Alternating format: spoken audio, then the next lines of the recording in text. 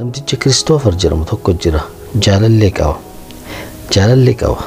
laakiin dubartii biraa wajjin bahee sanbooda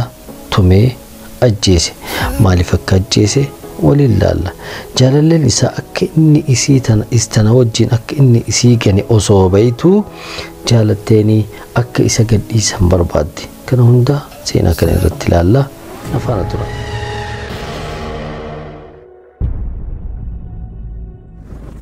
namtitti Catherine Campbell jedhamtu hiitu jira bara 1997tti dhalatte obboleeyyan isii keessaa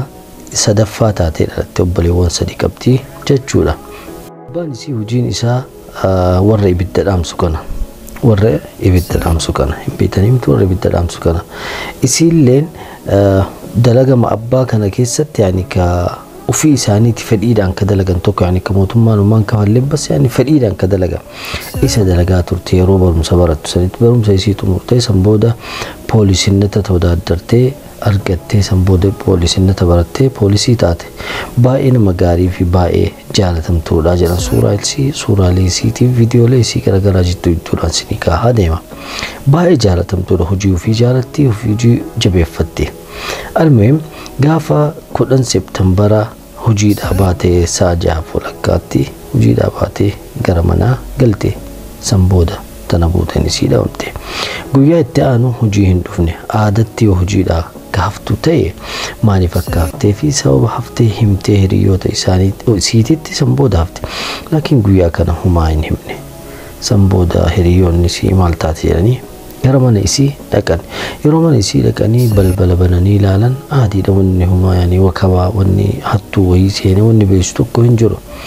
qulfiin isii hin jiru boorsaan isii hin jiru bakka wahii deemte jedhan san booda warra isii gaafatan ganama subiinuu dawwaltee jirti san booda isii hin argine jedhan warri isiillee san booda kaameraa naannoo mana isii jiru laalan wayita laalan taaksii baatee taaksii wahii qabattee akka deemtee argan namticha taaksii oofusan qabanii fidanii gaafatanii eessa fiddee mucattii asii fuutee jedhanii akkam yaani muudiin isiin irra jirtu akkam jedhanii wayita gaafatan laa gammachuu qabdi indomna waliin haasa'eetu bataam nashaata qabdi bashaasha qabdi mana dhugaatii wahii fide naannoo kana jedhe mana dhugaatii san dhaqanii kaameraan gara alaatiin jiru keessaa malee warra mana dhugaatii san kaameraa nutti agarsiisaa mucattii dhabamtee wahiitu jira jedhanii laakiin hayyama argannu malee isinii kennuu hin dandeenyu jedhan haala kanaan guyyaa 4 turte guyyaa 5ffaatti reeffi isii argame bakka badhee poolisoonni reeffa isii erga argan booda naannoo san kabbabanii olii gad deddeebanii barbaaduu jalqaban yaani sababni isiin asitti argamte maaliif wanni isiin itti argamte immoo saaxinii gumaamaa zibaalaa kana kalaastikaa wayitu jira isa keessatti argan reeffa yeroo ijaalaalan waanuma har'aduute fakkaata laakiin akka ture hin beesaa fuure irraa jechuun san booda naannoo san hunda osoo fattashanii namticha wahii qaban namtichi kun wayita qaban baay'ee rifaatuu qaba yaani nama hirrifate san booda makiina irraa buusanii harka isaa hidhanii makiina isaa fattashan makiina isaa keessatti birdilibsii wahii arganii haada wahii arganii akkasuma benziina ulbaa qixxee yaani haayilaandii qixxee arganii san booda qabanii kana ajjeesee bakka san deemee reeffa san gubuudhaaf deemaa jira jedhanii yaadanii qabanii mana poolis xaabiyaa fidan dubbiin akkasuma ta'e namtichi reeffa san gubuudhaaf deemaa jira jechuudha laakiin sababa inni isii ittiin ajjeese beekuu barbaadan fuudhanii bakkitee poolis xaabiyaa fidan kunoo viidiyoo kana ilaaluu hin dandeetta wayita isa gaafii waliin godhan ati maal gootaa naannoo san deemte anaa miti ajjeese jedhee wakkateenni ati maal goota naannoo sanii sa'aatii sanii gamanni sunii fi petroolli sunii fi battaaniyaan sun kamaaliiti jedhanii gaafataniin hin bu'aa caliseetumaan viidiyoo kana ilaala.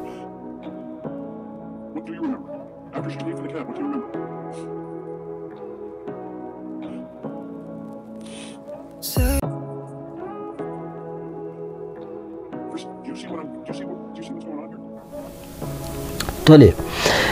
baay'ee yaani caanaa itti godhuu waliin laakiin huma dubbachuu didee anaa miti ajjeese jedheetumaan wakkate san booda haga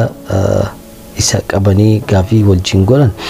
mana dhugaatii sanitti amma jarri poolisoonni isa ta'uu isaa arragaggatu barbaadan. Isa deebi'an mana dhugaatii sanitti deebi'anii kaameraan hayyamamee fi jira kaameraa witalaalan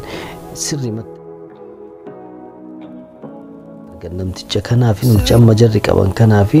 Kaatiriiniin tu waliin dhaabatanii haasa'aa turan yaani mana dhugaatii kana keessatti hin beeysan laakiin akka waan wal lolaa jiranii wahii tu mul'ata akka waan inni isii dirqisiisaa jiru wahii fakkaata kaameraa keessatti jechuudha. San booda taaksii wahii yaabbatanii taran taaksii namtichi taaksiidhaan isaan fuudhee deeme kana qabanii fidan ammallee abboo nama lamaa akkanaa fuudhee deemtee guyyaa akkanaa jedhanii gaafate fuudhee deemee jira akkami haalli maal fakkaata jennaan lamaanuu kilmaa takka hin dubbanne makiinaa keessatti laakiin fuula isaaniitii fi gocha isaanii yoo ilaalu wal loliinsi wahii jidduu isaanii akka jiru beeksisa jedhe beeksisa. San booda taaksicha namcha taaksii gadi dhiisanii san booda mana isaa deemanii fattashuu jalqabu. Mana isaa keessatti ammoo wayita deeman televizoona duubatti mana siree irratti dhiiga xaphitaa argan jechuudha. Dhiiga kana fuudhanii wayita qoratan dhiigni kun ka Kaatiriin ta'ee jechuudha. Isa ka ajjeesee poolisoonni dhibbaan dhibbatti isa ta'uu beekanii jiran maaliif dhiiga isii achi keessa arganii fuudhanii wayita marmaran isa ta'uu beekanii jiran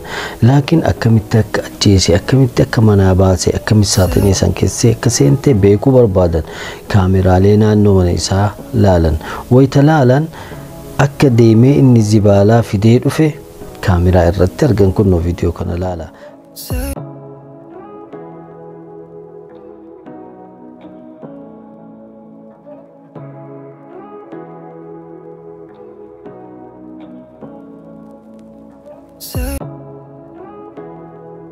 akkasuma halkan gaafasanii namtichi zibaalaalee guuru walitti dhufnee jedha walitti dhufnee akka barmeela ulfaata barmeela kana keessa waan wahii akka jiru hin beeysa wayita harkisullee waan ulfaatu wahii akka harkisu hin beeysa ani nagaa gaafadhee ni bira tare laakiin nagaa illee naan deebisne fuula isaa ammoo italaalu yaani qabbanaaya wahiiti yani huma reaction wahituun qabuna jalaa hin dubbanne akka nama argineetuma na bira taree jira san booda naannoo san namoota jiranillee yoo gaafatanii halkan gaafasanii arginee jirra barmeela harkisaa jiranii dubbatan hundi isaanii akkuma argitan viidiyoo barmeelaa san jechuu san booda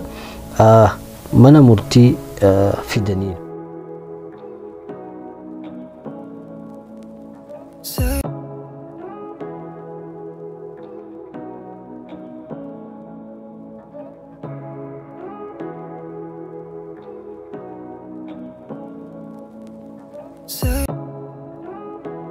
mana murtii fidaniini san booda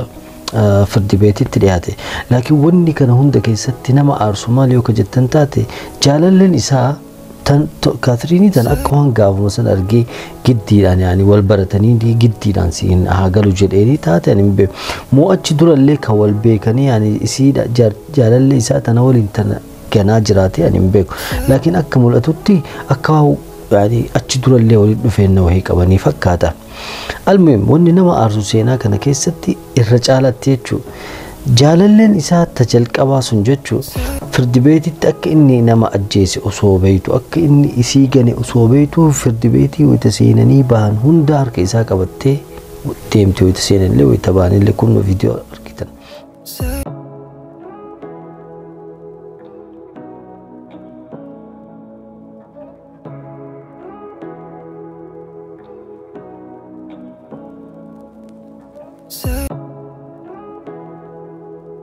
Kuma argitan kanatti jechuudha wayita seenanillee qabattee baate wayita baatullee qabattee baate yani garuu isaa wajjin osoo beeytu akkamitti isa deggaftii na ajaa'ibsiise hatta mana abbaa langaa bira deemte inni nama gaariidha dhiisaa in hidhinaa yani itti gabaabsaa jettan fuulduratti ilaalla. Mana firdi beetitti dhiyaate mana firdi beetitti erga dhiyaate booda amanuu dide inni anaa miti ajjeese laakiin ragaalee kan hundaa wajjin anaa miti jedhee wakkata. Poolisoonni naannoo sanillee baay'eetti aaranii jiran anaa miti ajjeeseedhe san booda mana firdi beetitti dhiyaatee murtii itti murteessuudhaaf wayita ta'an ragaaleen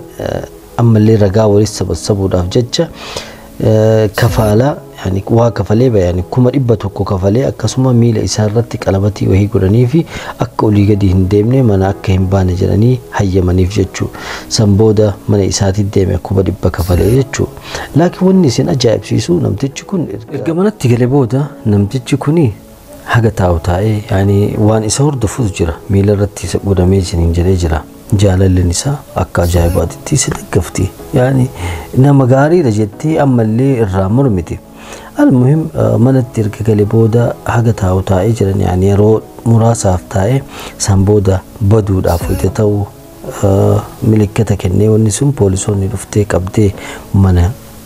hidhaatti deebisanii san booda firdi beetiidhaaf dhiyeessanii kun akka qabaniif mana murtiitti dhiyaate wayitam dhiyaate namtichi abbaan halangaa idmee zalaalama itti farade yani achumatti waan taate ta'e jedhanii mana hidhaa keessatti jechuudha laakiin abbaan isaa mucaan kiyya dhukkuba wahii qabaa jedhe dhukkubni inni qabu kun halkan gurzaa bulaa yani irribni isan fudhatu takka lammaffaa ammoo halkan wayita ga'uu hin sodaata waan godhu yani waan guyyaa nagahuma ta'e halkan kana ammoo waan godhe hin beeku hin dagataa jedhee dubbate abbaan isaa laakiin kana hunda yani nafsiyaa dhukkuba nafsiyaa qaba jechuu barbaade tabba kana hunda waliin illee firdi beetiin sin dhageenyu jedhanii almuhim idmi zalaalamii itti faradan bahuu hin danda'u jechuudha mana hidhaadha laakiin jaalalleen isaa sun baay'ee mormitee fi achi deemtee firdi beetii kan deemtee akkana jedhanii minaal baata jedhanii yimkin mucaan kun ka bahuu danda'u jaalalleen isaa sun ammallee itti heeruu barbaadde mana hidhaa kanallee deemtee wayita hundaa ziyaartee yani isiillee maraattu akka isaati na fakkaata ani iddoo min shakkaayu inni wanni amanuu dideef akka na fakkaatutti akka ilaalcha kiyyaati yimkin wayita inni isii wajjiin yani mana hiriyaa isaa sanittiin galee isiin achitti itti dheetu yimkin argitee yimkin isiin dhoyitee ajjeeftee laakiin inni isii jedhee poolisootatti of kennillee ta'uu danda'a Allahu a'lam almuhim waggaa 13 booda min albaata dhiyeeffatee yani waggaa 13 booda erga hidhame waggaa 13 hidhame adabaan yoo kataa'u taate yimkin gadhiifamuu mala yimkin yoo gadhiifamuu baate ammoo ilmi zalaalamee achuma taa'aa jedhan jaalalleen isaa sun haga har'aatitti hin mormitiif jedhan gaafa murtii sanitti reeffa Kaatiriin fidanii iskiriin irratti agarsiisanii warri haadhaaf abbaan isii baay'ee itti dhagahamanii kun haadhaaf abbaan isii kana baay'ee itti dhagahamanii yani bu'aa turan interviyuu itti godhaniif jechuudha innaa Kaatiriin haga akkasitti duute iccitiin isiin galgala san maaltu akka uumamee nam tokko hin beeku Kaatiriinii fi Kiristoofer anaamit jedhee amanuu didee laakiin ragaa kana hunda wajjin anaamit jedhee amanuu didee Kaatiriin iccitii du'a ofiillee fudhattee akkasitti daarul aakiraatti galtee jedhanii nama ajaa'ibsiisa seenaan laakiin waan nama ajaa'ibsiisu ammoo biyyoota faranjii kana keessatti mirga jedhanii waggaa 18 erga guutte mana keetii baatee ala jiraachuu dandeetta hatta yoo warri kee waasi godhee fakkeenyaaf jaalallee kee manatti hin galattee warri kee ka dubbatu ta'e warra keetiyyuu poolisootatti himtee qabsiisuu dandeetta kuni hundi mirga dubartii jedhanii namni tokko umriin isaa gahaa ta'e akka fedhe waan barbaade gochuu danda'a jedhanii yani hayyamanii biyya dimokiraasiitii biyya wanni hundinuu nagaha jedhanii dubbatanillee laakiin yoo kalaaltu ta'e yakka ajaa'ibaatu biyyoota isaanii keessatti uumama yakka akkana kana biyyoota jaraa keessatti agarta malee biyyoota Afrikaa fi biyyoota Arabaa keessatti abadan yakka akkana kana hin argattu naadira yoo agarte malee tasa yoo agarte malee hin mul'atu innaa seenaan har'aa kana fakkaatee Kaatiriin akkasitti iccitii du'a ofii maaltu uumame halkan sanii fi maaliif akka tumamtee maaliif akka duute hin beekamu laakiin fuula isii irratti wayita duutu san dhahaa ajaa'ibaatu jira funyaan isii kunillee cabee jira hudhamtee duute yani haala ajaa'ibaa wayitiin duute almoo miidhama guddaa wajjin seenaan har'aa kana fakkaatti rabbi jaalallee jaarsa maraataa namatti hin qabin jaartii maraatullee namatti hin qabini seenaa kana irraa akka bashannantan abdii qaba seenaa biraatiin akka walitti eegnutti nagaannaaf tura nagaatti